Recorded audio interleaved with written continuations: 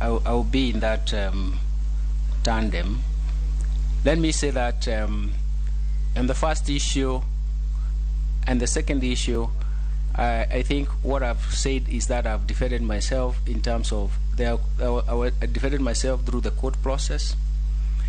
The Commission of Inquiry in terms of the Grad Regency, I was asked to surrender the money to dredge the Ramu port. All the proceeds were given. You were asked as Njuguna or as governor of the central bank? As governor of the central bank, and also the agent who transacted that particular deal.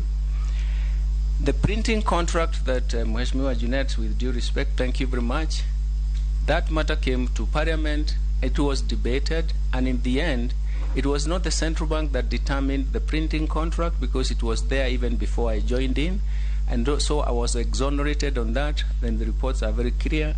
I've never been involved in contract for publishing, for any currency printing.